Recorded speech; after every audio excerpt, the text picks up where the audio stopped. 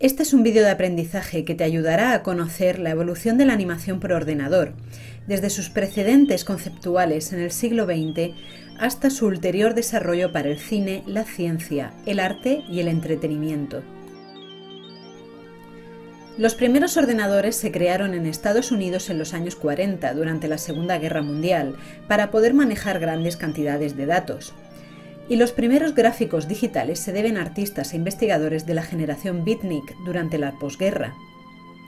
Sin embargo, los principios conceptuales de la animación digital, en su forma primitiva, fueron anunciados por artistas animadores que trabajaban en Europa desde los años 20 y 30, como Oskar Fischinger, Alexandre Alexeyev o Mary Ellen Booth.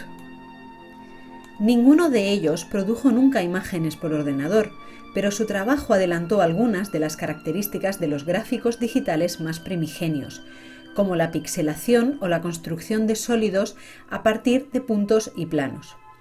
El alemán Oskar Fischinger creó gráficos abstractos con óleos sobre cristal, que surgían al ritmo de la música, con pinceladas de carácter geométrico.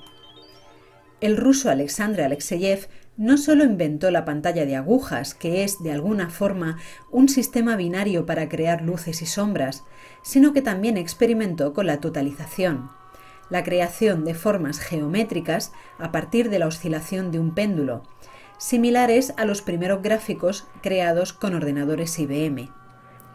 Más adelante, Mary Ellen Booth utilizó imágenes generadas por radares para sus filmes musicales, que combinaba con otros medios como animación dibujada y objetos sólidos.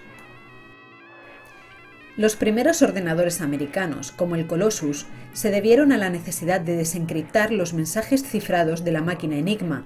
Su perfeccionamiento se debió a la posterior Guerra Fría y a la carrera espacial. Desde 1951 incorporarán una pantalla como forma de output y en 1962 se creará la tableta gráfica. John Whitney, un investigador interesado en el jazz y las nuevas experiencias artísticas, fue el gran pionero de los gráficos digitales. Whitney creó numerosas secuencias con computadoras IBM de nueva generación. Se trataba de obras abstractas, circulares y simétricas, como los créditos de inicio que realizó para el filme de Alfred Hitchcock Vértigo. En aquel entonces era necesario filmar la pantalla del ordenador con la simulación en marcha, o bien imprimir los fotogramas para después grabarlos de manera tradicional, con una truca.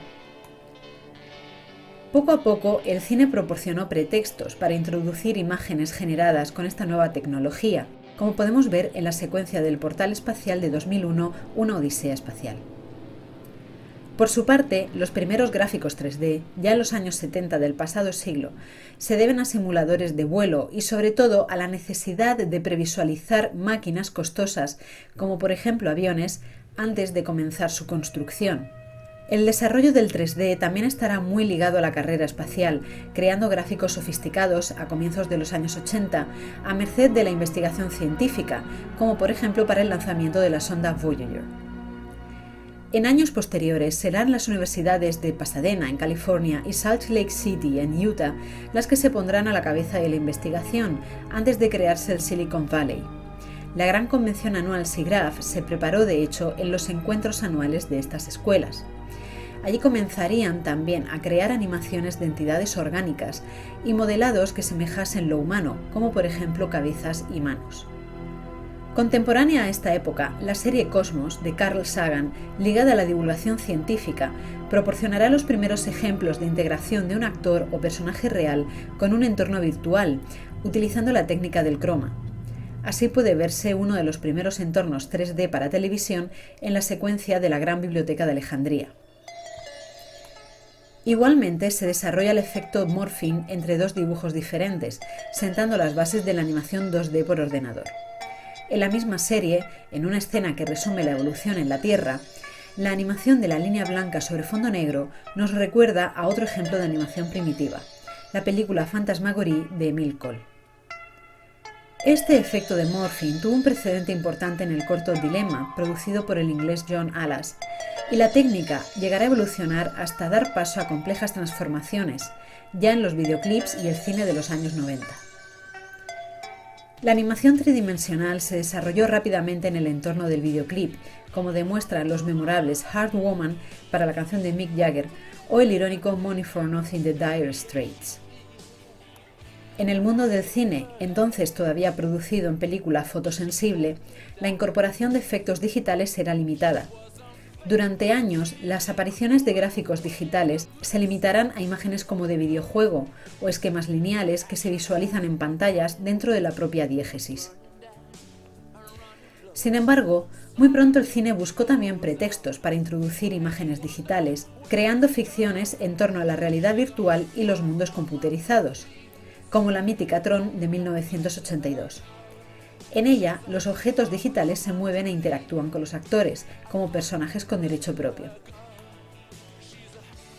A partir de este momento, los videoclips, spots publicitarios y algunos cortometrajes de animación se pusieron a la cabeza de la experimentación, como campo de pruebas para muchos de estos efectos y tendrán influencia en posteriores formas del arte digital. Como conclusión, se puede decir que los esfuerzos de los artistas del pasado siglo prepararon en más de un sentido el arte digital, sus primeras formas estéticas y los principios de su desarrollo. Aunque la acción militar impulsó en gran parte el avance tecnológico para su consecución, es la industria del entretenimiento la que ha demandado su mayor crecimiento y la que nos ha familiarizado con los gráficos digitales, llegando a cambiar para siempre nuestra concepción de la imagen en movimiento, los géneros y los medios.